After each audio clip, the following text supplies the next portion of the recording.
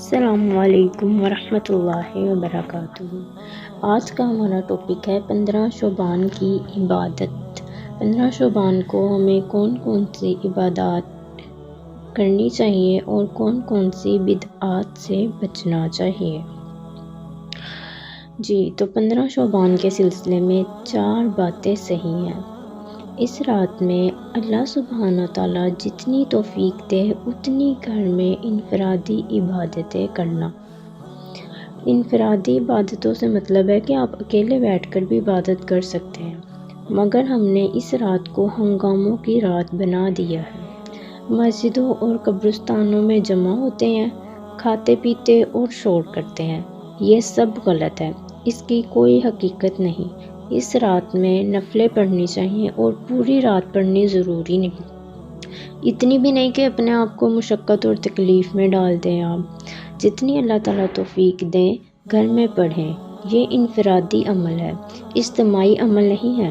اگلے دن روزہ رکھیں، یہ روزہ مستحب ہے، فرض روزہ نہیں ہے۔ یہ اس رات میں اپنے لیے، اپنے مرحومین کے لیے اور پوری امت کے لیے مغفرت کی دعا کریں۔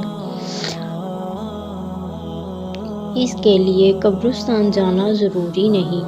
اس رات میں حضور اکرم صلی اللہ علیہ وسلم قبرستان گئے ہیں، مگر چپکے سے گئے ہیں۔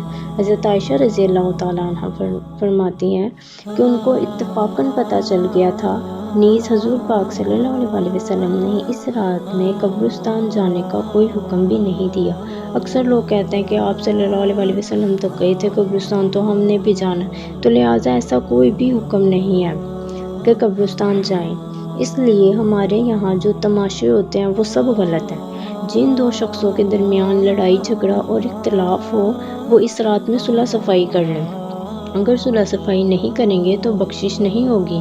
آپس میں دلوں میں جو بغض ہیں، جو کینے، ان کو ختم کریں، مل جل کر رہیں، پیار محبت بانٹ کر اتفاق سے رہیں، کوئی بغض کینہ دل میں نہ رکھیں۔ یہ 4 کام اس رات میں ضعیف حدیث سے ثابت ہے۔ ابھی آپ لوگ پوچھیں گے ضعیف حدیث کیا ہے، تو وہ بھی آگے آپ کو بتایا جائے گا۔ اور ضعیف کا لحاظ اس وقت نہیں ہوتا جب سامنے صحیح حدیث ہو۔ صحیح حدیث کے مقابلے میں ضعیف حدیث کو نہیں لیا جاتا۔ لیکن اگر کسی مسئلے میں ضعیف حدیث ہی ہو، اس کے مقابلے میں صحیح حدیث نہ ہو، یہ شرط ہے کہ اگر اس کے مقابلے میں صحیح حدیث نہ ہو تو ضعیف حدیث لے لی جاتی ہے۔ اور ایسا یہی ایک مسئلہ نہیں ہے، بہت سے مسائل ہیں جن میں ضعیف حدیثیں ہیں اور ضعیف احادیث سے مسائل ثابت ہوئے ہیں۔ جیسے صلاۃ التسبیح کی 11 روایتیں ہیں اور سب ضعیف ہیں، مگر سلف کے زمانے سے صلاۃ التسبیح کا رواج ہے۔ اب آپ لوگ کے ذہن میں آ رہا ہوگا کہ یہ سلف کیا ہے، تو اس کے بارے میں بھی آپ کو بتایا جائے گا، ٹھیک ہے۔ ضعیف حدیث سے واجب اور سنت کے درجے کا عمل ثابت نہیں ہوگا، استحباب کے درجے کا حکم ثابت ہوگا، بس صلاۃ التسبیح پڑھنا مستحب ہے۔ ایسے ہی 15 شعبان کے بارے میں جو روایات ہیں وہ بھی ضعیف ہیں، مگر ان کے استحباب کے درجے کا عمل ثابت ہو سکتا ہے، بس احادیث میں بیان کیے گئے 4 کام مستحب ہوں گے۔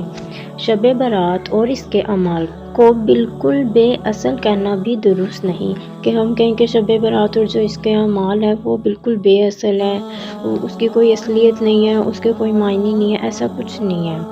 البتہ سورۃ طوفان کی 3 آیت اِنَّا أَنزَلْنَاهُ فِي لَيْلَةٍ مبارک میں مصداق شب برات نہیں ہے، اس کا مصداق جو ہے وہ شب قدر ہے۔ ہم لوگ شب برات کرتے پھرتے ہیں، بس پٹاخے بجا لیے اور بدعات میں پڑ گیا، ایسا کچھ نہیں ہے۔ اس کا مصداق شب قدر ہے، کیونکہ قرآن کریم شب قدر میں نازل ہوا تھا۔ علم حدیث میں اس سے مراد وہ حدیث ہے جس کے راویوں میں کوئی ایک یا زیادہ اشخاص نیک اخلاق کے مالک نہ ہوں یا ان کا حافظہ کمزور ہو۔ ضعیف حدیث وہ ہے جس میں حدیث صحیح و حسن کی صفات نہ پائی جاتی ہوں۔ بعض علماء کا قول ہے کہ حدیث صحیح و حسن کی صفات کے فقدان کی بنا پر حدیث ضعیف کی عقلی اعتبار سے 381 صورتیں بن سکتی ہیں۔ یہاں پر آپ کو واضح طور پر بتا دیا گیا ہے کہ ضعیف حدیث کسے کہتے ہیں۔ مزید اسلامک ویڈیوز دیکھنے کے لیے ہمارے چینل کو سبسکرائب کریں۔ شکریہ۔ اللہ حافظ۔